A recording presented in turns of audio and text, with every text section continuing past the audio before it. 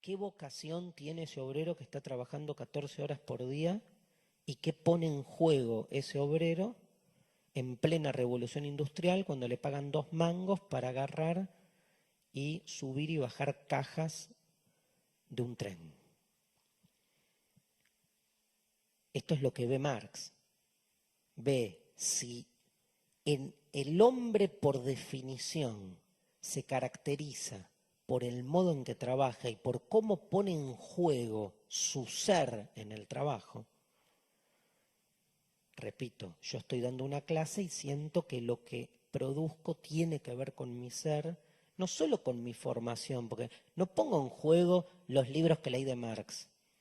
Pongo en juego más que eso. El maestro, que hay muchos docentes, cuando dan una clase, digo, no somos indiferentes con lo que producimos. Aunque el sistema de capital está todo el tiempo tratando de escindir esa relación y de hacernos extrañarnos con nuestro objeto, con nuestra creación. Porque cuanto más nos disuelvan el link, el vínculo que hay entre mi ser y lo que creo, más se pueden apropiar de mi creación.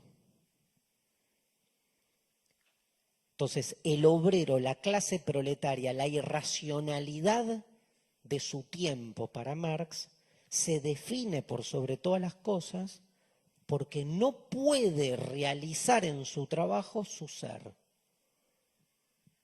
Su trabajo, dice Marx, está alienado. Alienado o enajenado son palabras famosas del vocabulario de Marx. Alienación,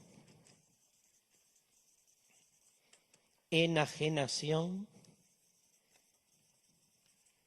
Fíjense, ajeno está en enajenado. Alienado, este al,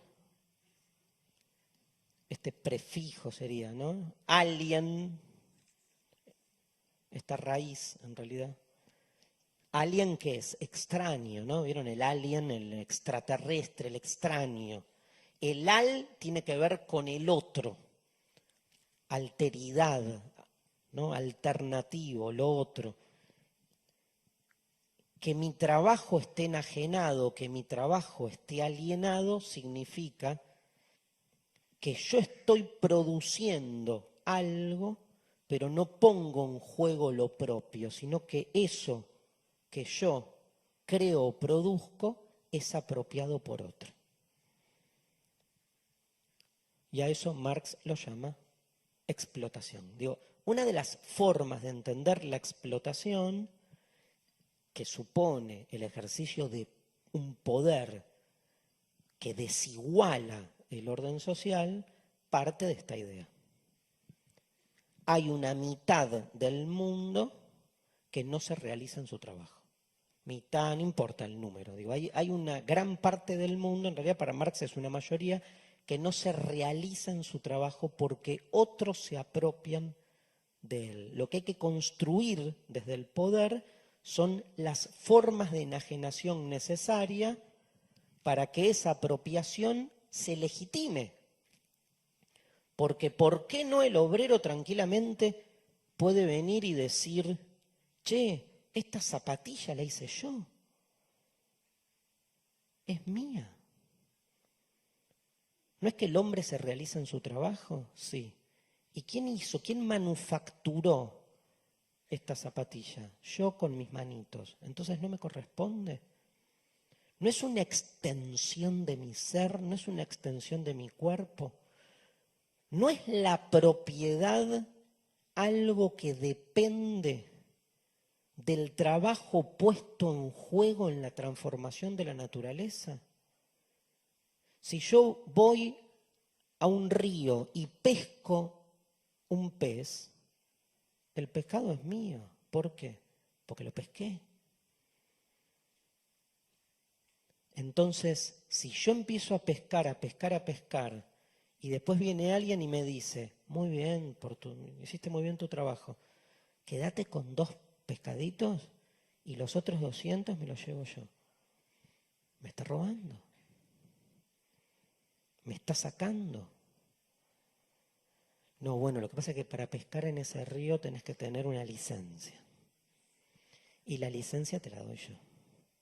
Y te la doy a cambio de que de todo lo que pesques te quedes con el 0,02%. No, ni en pedo, no voy a trabajar para vos. Bueno, te quedas sin nada. Ante la nada, acepto. Me quedo con el 0,02% de lo que pesqué. Todo mi trabajo me fue sustraído. Pero todos esos peces los pesqué yo. Pescados, los pesqué yo. Ahí hay un principio de sustracción de mi trabajo. Digo, es la famosa extracción de plusvalía, pero sin entrar en la cuestión cuantitativa. Quédense con la cuestión filosófica. Si yo me realizo en mi trabajo, pero otro se lleva mi trabajo, es como si yo tuviera hijos para que otros se los lleven. ¿Cuántos hijos tuviste? 200. ¿Cuántos tuvo Urquiza? 101, creo, ¿no? O algo así.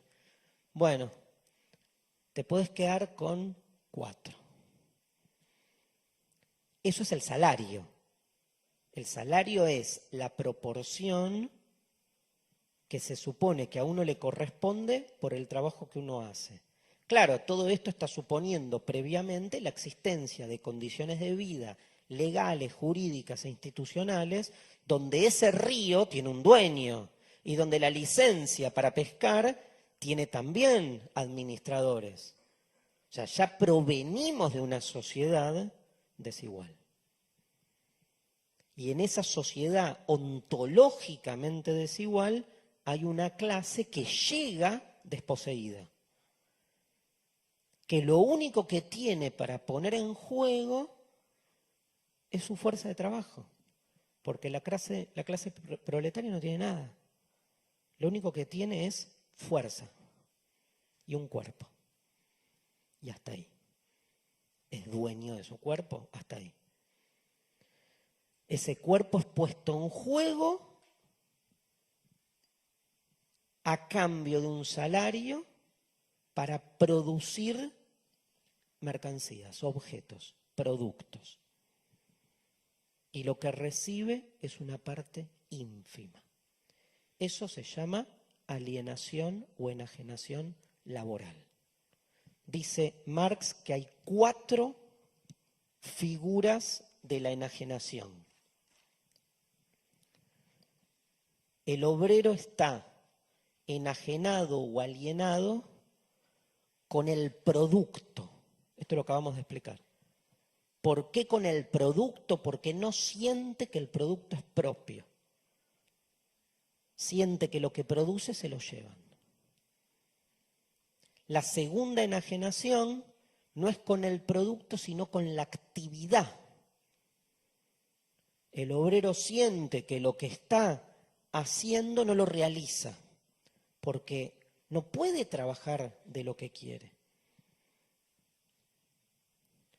Les hago una pregunta incómoda.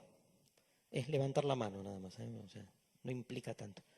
De verdad, pero en el fondo, no se autojustifiquen ni le encuentren una vuelta. Levante la mano quien trabaja de lo que le gustaría hacer en la vida para ser feliz.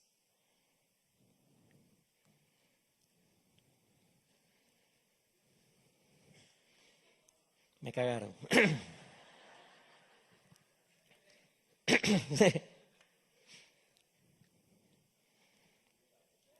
¿Quién levantó la mano? A ver, ahí quién levantó. ¿De qué trabajan? De maestra. O sea, de maestra. Ni hablar. Los docentes tenemos esa especie de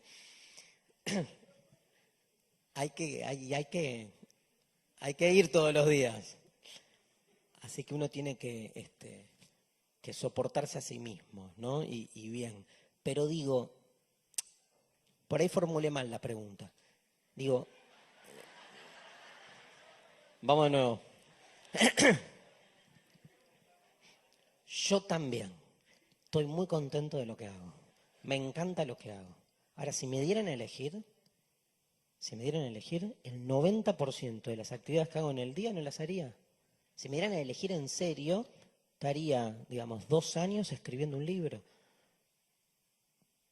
O sea, dame a elegir mi hacer en un sentido de que no hay una necesidad. Digo, muchas de las maestras que están acá, que seguramente aman su profesión, probablemente no elegirían el 90% de las estructuras y los marcos en el que tienen que ejercer su labor docente, desde el salario hasta los funcionarios, hasta las normativas, hasta la mitad de los alumnos. Pobres. Pero uno está todo el tiempo lidiando, está negociando. Digo, en ese sentido pensémoslo desde un punto de vista más exagerado. O sea, desde lo vocacional en un sentido como más utópico. Es al revés, es de que uno evidentemente vive en estructuras y para Marx ahí está el punto clave. Para Marx la sociedad venidera, el comunismo real en la teoría de Marx es aquel donde nadie debería hacer nada que fuese en contra de su propio deseo vocacional. Entonces, me dirán, como cuando yo digo esto, muchos están pensando, los conozco, bueno, pero ¿quién levanta la basura de las calles? ¿Y quién lava los calzones? Como si a alguien le gustase vocacionalmente, ¿no? Así el marxista tipo como dogmático que te las va a defender todas te va a decir, no, a alguien le gusta destapar los caños. Bueno, no. O sea, no, esto no es un recetario de cómo organizar una sociedad. Y esto es lo que yo les decía en la primera parte, que en Marx le puede jugar a favor o le puede jugar en contra. O sea, si pensamos a Marx como un tipo que nos está dando una plataforma política para mañana asumir de intendente de la ciudad de Rosario y ejecutar políticas de gestión concreta, no estamos entendiendo lo que estamos leyendo. No es eso. Es un filósofo. Es como la República de Platón. Lo que pasa es que al decir esto, me voy para el otro lado. Le quito a Marx algo muy propio, que es que Marx está hablando de la realidad que está viviendo. Pero bueno, de eso se trata con este autor, de ir como de un lado para otro. También es cierto que la clase proletaria que Marx analiza no es la de ahora. El gerente general de Unilever Latinoamérica, según la teoría de Marx, es clase obrera explotada. Y sí, ¿eh?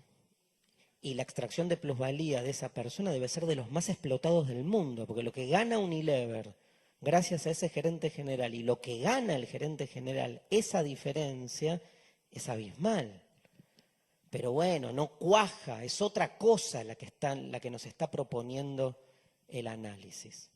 En esa sociedad ideal, lo que hay, dice Marx, no hay concesión, no hay explotación, no se trabaja para que el otro gane a partir de mi trabajo, no hay expropiación de mi trabajo. Hay una especie de armonía muy utópica, muy propia de las filosofías utópicas.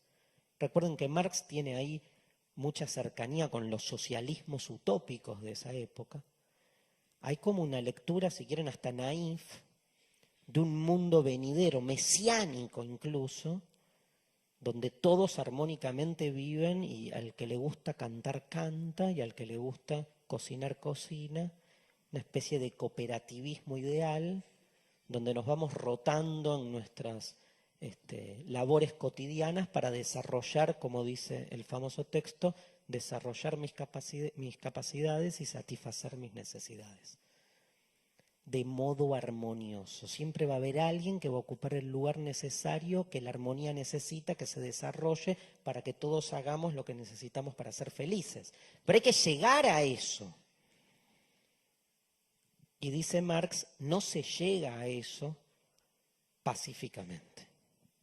Porque las sociedades en las que vivimos, desde que el hombre es hombre, van por otro lado. Y así empieza el Manifiesto Comunista. La historia de la humanidad, primer renglón, es la historia de la lucha de clases. Y esa armonía universal a la que queremos llegar supone la desaparición de la lucha de clases, la desaparición del dominio de una clase por sobre la otra. ¿Cómo podemos alcanzar ese estado utópico ideal?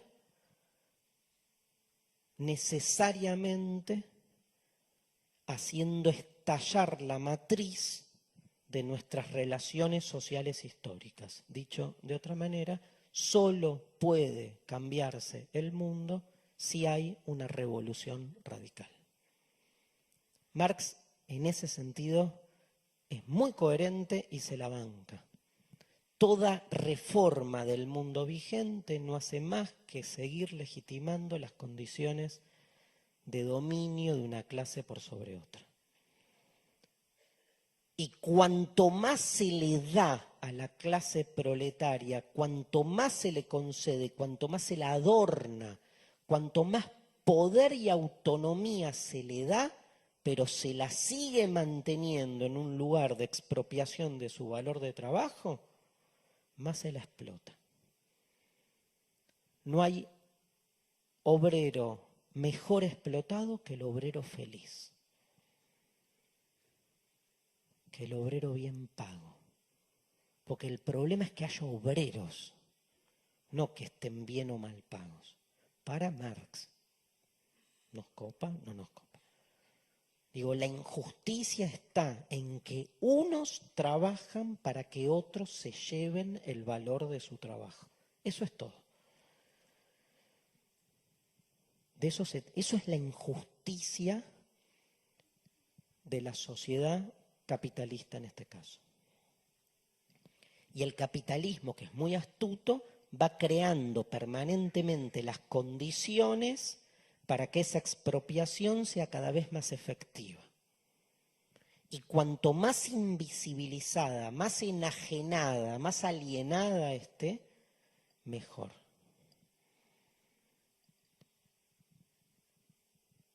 La alienación es una figura clave. Avanzo un poco más con eso. Me quedan las otras dos, se las nombro, después las buscan, en manuscritos dice alienación con el producto, con la actividad, con el ser genérico, con la idea de esto que hablamos, de lo que es la realización de lo humano. Nadie se siente realizado en el trabajo. Y la cuarta, que es la enajenación con el otro, o sea, cómo el obrero se vuelve él mismo una mercancía. Y entonces se mercantilizan las relaciones sociales. Otra enajenación que encuentra Marx. Las personas, ya no nos relacionamos entre personas en términos de lo que somos. Nos relacionamos en términos de lo que valemos. Nos mercantilizamos, palabra que viene de mercancía. Así empieza el Capital.